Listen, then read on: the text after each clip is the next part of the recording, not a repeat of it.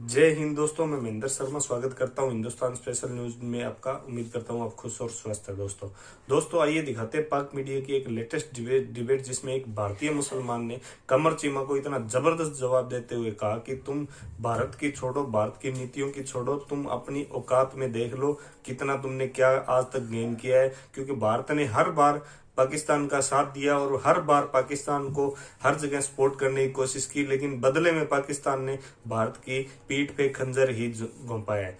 क्योंकि वाजपेयी जी के समय से अभी नरेंद्र मोदी जी ने भी इनिशिएट लिया, चला के इनके पास गए रिलेशन बनाने के लिए, लेकिन अभी इनका तालिबान खान पता नहीं क्या चाह रहा है, क्या है क्या नहीं। क्योंकि जनता को इसने भूखमरी और लाचारी में झोंक दिया है इस तालिबान खान ने। तो इसलिए तुम अपनी आप में खुद में झांक के देख लो तुम्हारा हो क्या रहा है। तो दोस्तों देखिए डिबेट और कमेंट में अपनी प्रतिक्रिया जरूर डालें। लास्ट में आपसे रिक्वेस्ट करूं दोस्तों, अगर आप मेरे चैनल पे नए हैं तो मेरे चैनल को लाइक शेयर एंड सब्सक्राइब जरूर करें दोस्तों। जय हिंद, वंदे मातरम, भारत माता की जय दोस्तों। करी है। लेकिन आप एक हफ्ते के अंदर के रिकॉर्ड्स देखें तो पहले एक केमिस्ट, फिर एक टैक्सी ड्राइवर, इन तमाम इनोसेंट टीचर्स इनकी जाने जा रही है। पुरानी अगर मिसालें भी दी जाए ना तो रिलेशन को अच्छा करने की बहुत कोशिशें की है।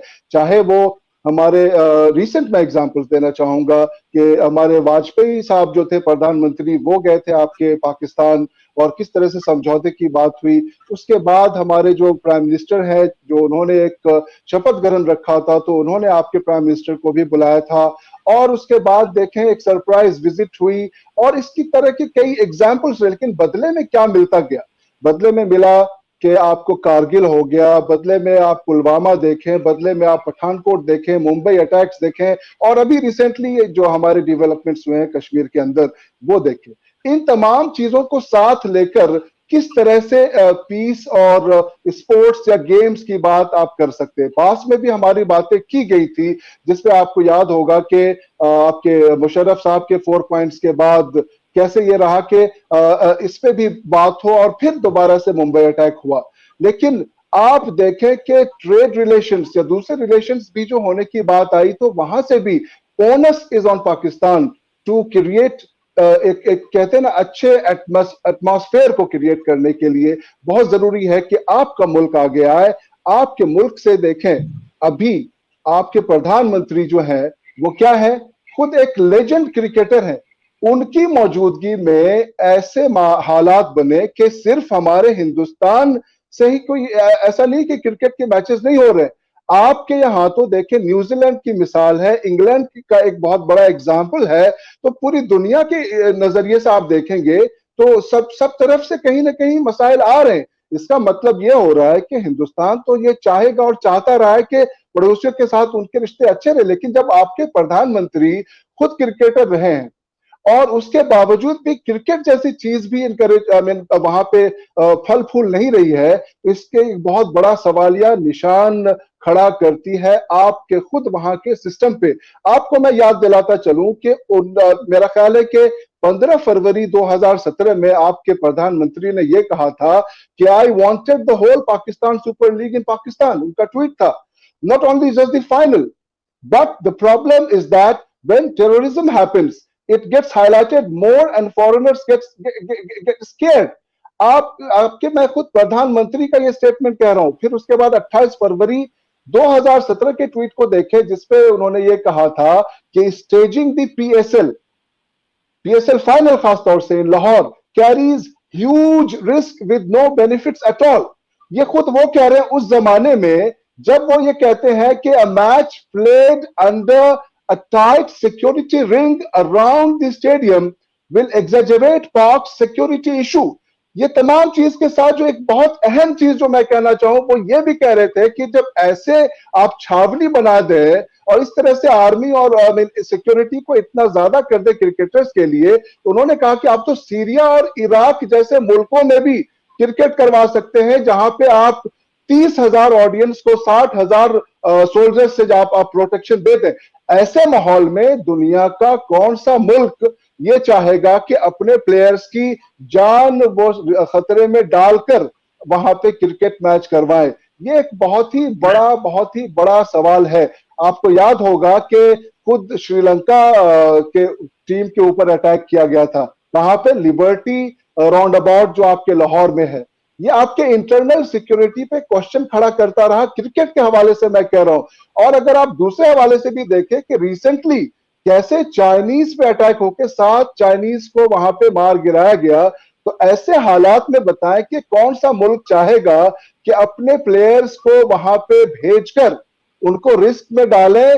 और खुद अगर आपके प्राइम मिनिस्टर की बात जो सीरिया और इराक की बात कर रहे थे कि वहां पे भी करवाया जा सकता है, तो क्या आज की डेट में इसको ऐसे समझा जाए कि वहां के हालात सीरिया और इराक से भी ज्यादा बुरे हैं कि लोग वहां पे क्रिकेट खेलने नहीं जाना चाह रहे? आपके प्रधान, एक जरा सा मुझे मौका दीजिएगा, उन्होंने क्या कहा था, एक पंजाबी वर्ड है, मैं पंजाबी तो ठीक से नहीं बोल पाता, आपके कई शोज में आप बोलते रहते, जिसमें रालू कच्चे कुछ वर्ड उन्होंने कहे थे कि अच्छे क्लास के, थर्ड क्लास के जो होते हैं ना प्लेयर्स, वो तो शायद आ जाते लेकिन अच्छे प्लेयर्स आते नहीं। तो क्रिकेट जैसी चीजों को आप देखें कि एक क्रिकेटर आपका प्रधान सेवक है वहां पे, अगर ऐसे मैं कहूं, हमारे हिंदुस्तान में प्रधान सेवक कहते हैं प्रधानमंत्री खुद को, तो अगर वो सेवा करना चाह रहे हैं और क्रिकेट में खुद है, तो क्यों नहीं इन चीजों को बेहतर कर दे रहे? और जब वो ऑपोजिशन में थे तो उनका स्टैंड खुद था कि ऐसे माहौल में क्रिकेट नहीं हो सकता। तो पहले की बात करें या आज की बात करें, आप कभी की भी बात करें, जब तक हालात बेहतर नहीं होंगे, दुनिया आपकी तरफ कैसे 4 कदम आगे बढ़ाए? ये आपकी बात में बड़ा वजन है, क्योंकि आपने प्राइम मिनिस्टर इमरान खान की माजी की और आज की स्टेटमेंट्स को कोट किया है। ये बात तो सही है कि माजी में वो ऐसे ही कहा करते थे, रेलू कट्टे ले आएंगे, थर्ड फजूल सी हजारों फौजी खड़े करके, पुलिस वाले खड़े करके। लेकिन प्रॉब्लम ये है कि ये जो सियासतदान होते हैं ना, ये स्टेट का नहीं सोचते, ये बस सोचते हैं कि हमें, अभी मैं पॉलिटिशियन हूं तो मुझे क्या फायदा देता है। इनको यही फायदा देता था, इनको यही फायदा देता था कि क्रिटिसाइज करो। इनको इस चीज से कोई एहसास नहीं था कि रियासत को क्या चाहिए, स्टेट को क्या चाहिए। बट एनी हो, आसिफ साहब, आप बात करते हैं टेरर एंड टॉक्स। मैं आप पे 10 इल्जाम लगा सकता हूं कि देखें आप जो है अफगानिस्तान के रास्ते दहशतगर्दी करा सकते हैं। ये चीज नहीं है। हम कलभूषण की बात कर सकते हैं, मैं आपके सामने मिसालों में मिसालें रख सकता हूं कि किस तरह टीटीपी को फंडिंग करता है भारत अफगानिस्तान में, और किस तरह पाकिस्तान में दहशतगर्दी होती है।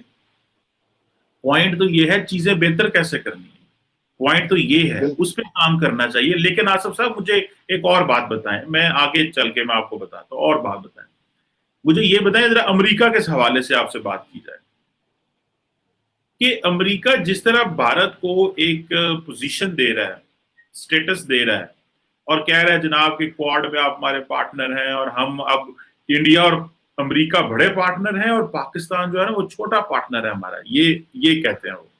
ठीक है जी, ये एक बेसिकली उनकी से है। आप नहीं समझते कि खित्ते में, साउथ एशिया में इम्बैलेंस हो जाएगा, क्योंकि अमेरिका ने किसी हद तक एक बैलेंस रखा हुआ था पाकिस्तान और भारत के दरमियान। मिलिटरीली हम दोनों कम्पीट करते थे, ठीक है जी। तो अमेरिका वो बैलेंस करता था कि कोई जंग ना हो जाए, कोई मसला ना हो जाए दोनों मुल्कों के दरमियान।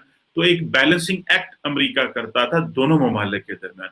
अभी जब अमेरिका इंडिया को इतनी ज्यादा इंपॉर्टेंस दे रहा है और पाकिस्तान को कह रहे हैं हम सिर्फ अफगानिस्तान के लिए देखते हैं, how do you see how it can impact the regional piece? आपको नहीं लगता कि खित्ते में अमन का मसला बढ़ सकता है?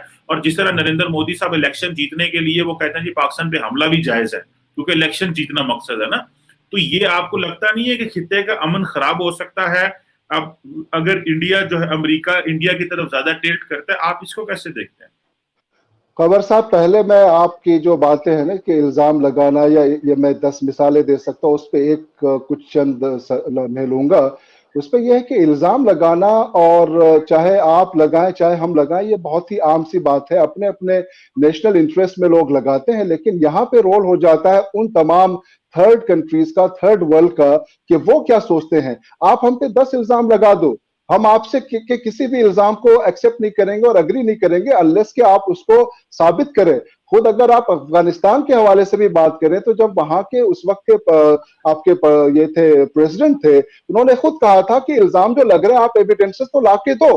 आपने कितने एविडेंसेस वहां पे दिए? तो ये एक दूसरा पहलू है। इल्जाम आप लगाते रहे, लेकिन ऐसी सिचुएशन में आप उन तमाम मुल्कों को देखें जो हमारे एक न्यूट्रल अपना से रखती है, वो बताएगी कि हमारे इल्जामात सही हैं या आपके इल्जामात, क्योंकि हम और आप एक दूसरे पे इल्जामात लगाते रहेंगे। लेकिन यहाँ पे उसको मैं आपके तमाम इल्जामात को पहले तो मैं बिल्कुल ही एक्सेप्ट नहीं करता हूं, और दूसरा ये कि आपको जब इल्जामात लगाने हैं तो आपको एविडेंसेस देने होंगे। अब रहा सवाल कि आप एक हमारे छोटी सी बात, अमेरिका की बात कर रहे हैं। जी जी। कुलभूषण यादव की क्या एविडेंस है? अभी बंदे ही हमारे पास है जो कहता है चलिए आप अमेरिका में बात कर लें। हाँ एग्जैक्टली ये एक बहुत लंबा मौजू है, उस पर डिस्कशन होगी तो हम, जैसा मैंने लास्ट टाइम भी आपसे कहा था कि हमें कई बार बैठना पड़ेगा, चाहे आपके मीडिया के इश्यूज पे हो, आपके इल्जामात के इश्यूज पे हो, कश्मीर के इश्यूज पे हो, सब पे बैठ के हम लोग हमेशा डायलॉग कर सकते हैं, डिस्कशन कर सकते हैं, अपनी बातें रख सकते हैं। अमेरिका उसके पे बाद अमेरिका पे मैं आ रहा हूं। देखिए अमेरिका पे अभी जो डिप्यूटी सेक्रेटरी का इंडिया आना हुआ, और जिस तरह से अमेरिका का हिंदुस्तान के साथ रिलेशन है, आपके कैसे रिलेशन रहे पास्ट में ये आप भी जानते हैं, आप खुद किस तरह से उनके सामने बिछे रहते थे ये सारी दुनिया जानती है।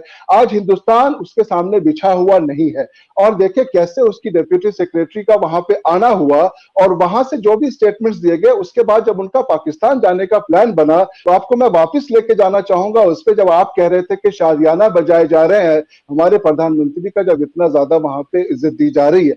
आपके यहाँ पे किस तरह की तैयारियां चल रही सिर्फ इस बात पे कि एक डिप्यूटी सेक्रेटरी वहां पे आ रहे हैं।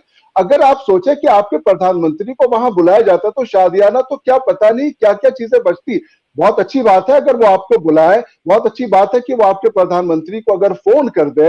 हालांकि अभी मैं कमेंट पढ़ रहा था हमारे डिस्कशंस में ही, जो कुछ वो थे उस पे एक साहब ने ये लिखा था कि आपके प्रधानमंत्री तो ये चाह रहे कि कम से कम एक मिस्ड कॉल ही दे दे तो वो कॉल बैक कर ले। खैर ये एक मतलब लाइटर मोड में। मैं दूसरी चीज ये कहना चाह रहा हूं कि हिंदुस्तान के अमेरिका के साथ रिलेशंस, या हिंदुस्तान के तमाम दूसरे मुल्कों के साथ जो रिलेशंस है ना, वो पहले भी बेहतर रहे और अब तो और भी ज्यादा बेहतर होते जा रहे हैं। उसकी जो सबसे बड़ी वजह है ना, बहुत ही हमारा स्ट्रेट एक फॉर्मूला है कि हम किसी भी तरह से टेररिज्म को एनकरेज नहीं करते हैं।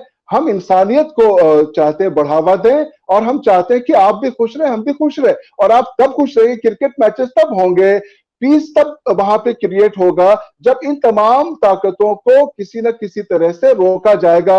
अब आपके अंदर खुद ही ऐसे स्टैब्लिशमेंट्स हैं कि जब जब कोई ऐसी बात होती है हमारी तरफ से, तो आपके यहां से तमाम उन पीस प्रोसेस को डीरेल कर दिया जाता है। अब ऐसे में अमेरिका वाले क्वेश्चन पे सिर्फ और सिर्फ मेरा यही जवाब होगा कि ये रिश्ते बहुत अच्छे हो रहे हैं, और ये और अच्छे होंगे दुनिया के तमाम और कंट्री से भी।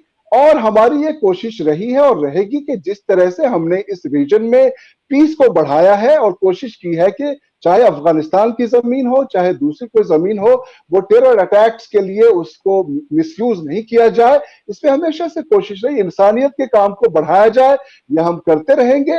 और देखें कि आज अमेरिका के साथ रिलेशन हमारा जो है, आपके साथ देखें कि चाइना का रिलेशन कैसा रहा, किस तरह से आप चाइना के सामने पूरी तरह से एक देखा जाए तो you were dancing on the tunes of I mean उनके सारे एजेंडे को आप फुलफिल कर रहे थे। तो आप आज भले ही चाइना आपसे नाराज है कई मुद्दों पे लेके, भले ही आपके साथ दूसरे तमाम मुल्क नाराज हो रहे हैं, तो आपको गौर करना चाहिए, ये आपका इंटरनल मैटर है कि आपकी पॉलिसीज कैसी होनी चाहिए। लेकिन फिर भी आपके व्यूअर्स को ये समझ में आना चाहिए कि क्या आपको ये गौर फिक्र नहीं करनी चाहिए।